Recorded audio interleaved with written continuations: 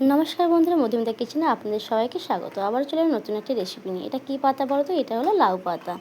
আজকে লাউ পাতা দিয়ে একটা অসাধারণ একটা রান্না রেসিপি বানাবো। তার জন্য দেখো, আমি প্রথমে লাউ পাতাগুলো ভালো করে ধুয়ে নেব, কারণ পাতার মধ্যে অনেক ময়লা থাকে। তাই জন্য পাতাগুলো কিন্তু ভালোভাবে একটা একটা করে ধুয়ে নিতে হবে পরিষ্কার করে। দেখো, আমি এবার জল দিয়ে আমি কিন্তু ভালোভাবে পাতাটা ধুয়ে দেবো।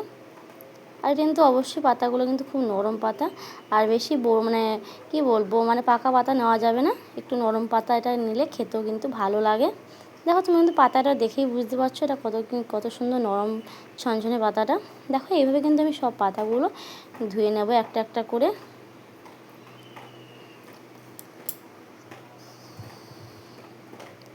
দেখো, আমি সব পাতাগুলো কিন্তু ধুয়ে নিয়েছি। এবার পাতার মধ্যে অল্প একটু আমি নুন মাখিয়ে নেব, যাতে পাতাটা আমার খুব সহজে নরম হয়ে যায়, আর এটা আমার রান্না করতেও খুব সুবিধা হয়। তার জন্য চলো এটা কিছুক্ষণের জন্য এটাকে নুন মাখিয়ে রেখে দিই। এখানে চলো আমি পেঁয়াজ নিয়েছি, আদা নিয়েছি আর রসুন নিয়েছি। এবার চলো আমি পেঁয়াজগুলো ছোটো ছোটো করে কেটে নেব।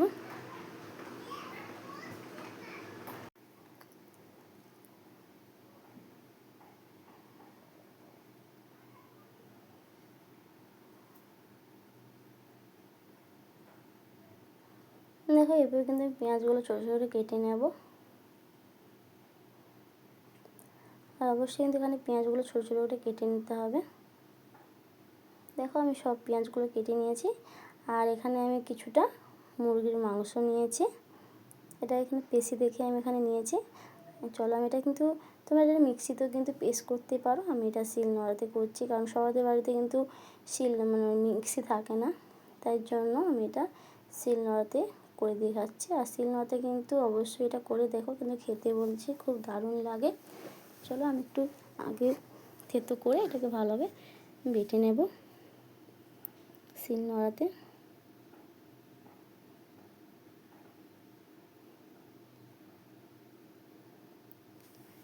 দেখো, আমি কিন্তু খুব সুন্দরভাবে বেটে নিয়েছি, দেখতে পাচ্ছ কতটা মিহি করে বেটে নিয়েছি।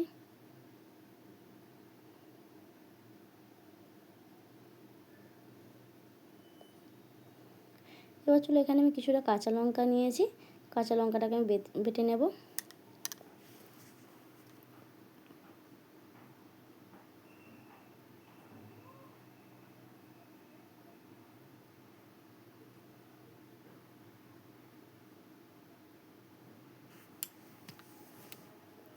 তো কাঁচা লঙ্কাটা আমার বাটা হয়ে গেছে। এবার আমি রসুনটাকেও বেটে নেব।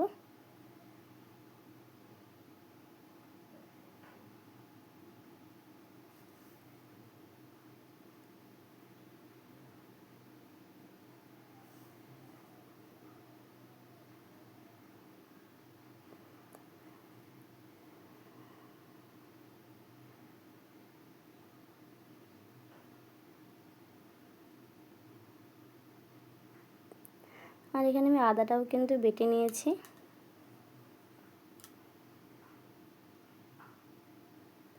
আবার আমি এবার একসঙ্গে পেঁয়াজ আর মাংসটাকে একসঙ্গে মাখিয়ে নেব।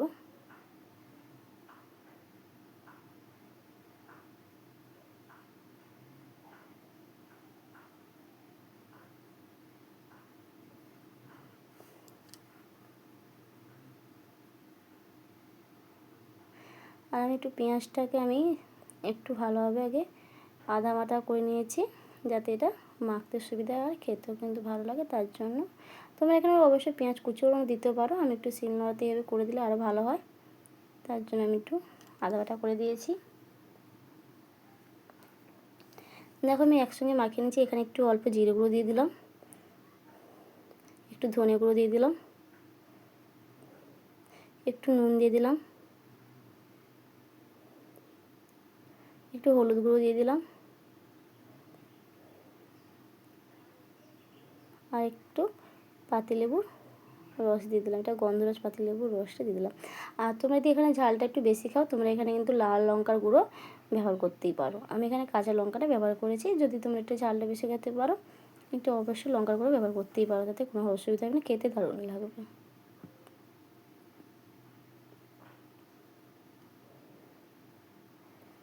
দেখো আমি সব কিন্তু মাখিয়ে নিয়েছি। এবার পাতাটা আমি নুনটা যেহেতু মাখিয়ে রেখেছি, পাতাটা কিন্তু আমার খুব নরম হয়ে গেছে। এবার আমি পাতার থেকে জলটা আমি ভালোভাবে বের করে নেব।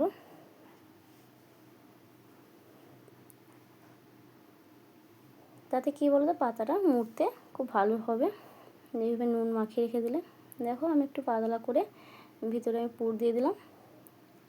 এবার সাইড দিয়ে আমি এবার এটাকে মুড়ে নেব।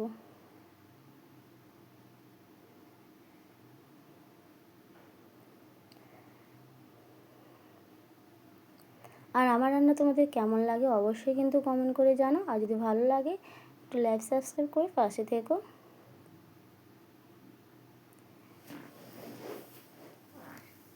দেখো এইভাবে আমি আবারও একটা পাতা তোমাদের করে দেখাচ্ছি। এইভাবে একবার করে দেখো, খেতে কিন্তু দারুণ লাগে।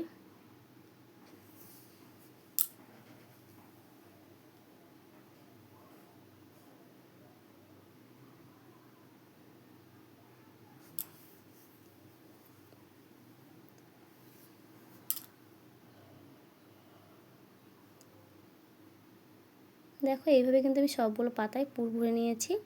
আর এখানে আমি একটা বেলা নিয়েছি, বেলার মধ্যে আমি এখানে 2 চামচ কর্নফ্লাওয়ার নেব।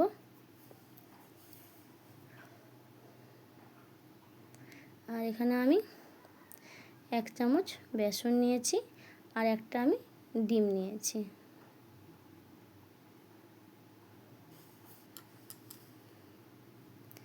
এবার এটাকে আমি ভালোভাবে মাখিয়ে নেব আগে।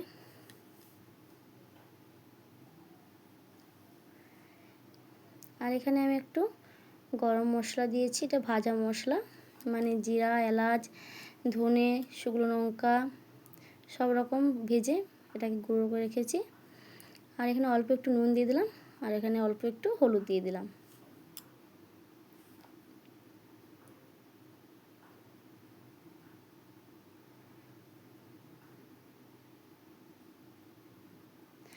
দিয়ে তারপরে আমি এটাকে ভালোভাবে মাখিয়ে নেব।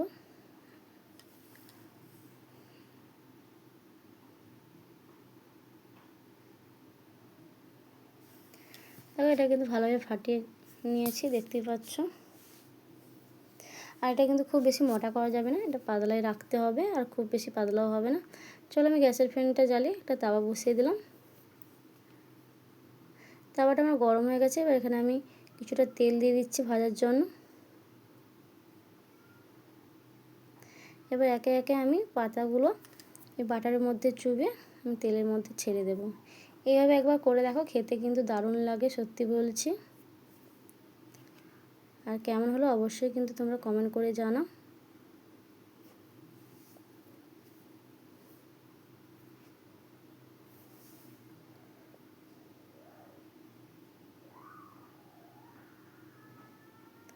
দেখো দেখে কি সুন্দর লাগছে না? এটা দেখতে যতটা সুন্দর কিন্তু খেতে দারুণ লাগে। অবশ্যই একবার তোমরা ট্রাই করে দেখো।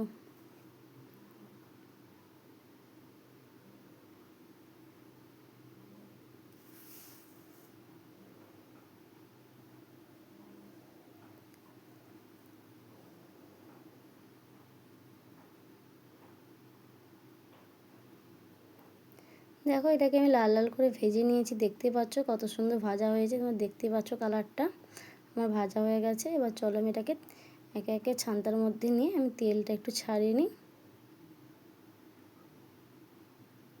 আর এটা কিন্তু ভাজতে কিন্তু বেশি আমার তেল লাগেনি। দেখো যেই তেলটা দিয়েছি সেই তেলটা কিন্তু আমার রয়ে গেছে তাওয়ার মধ্যে। আর কেমন হলো অবশ্যই কমেন্ট করে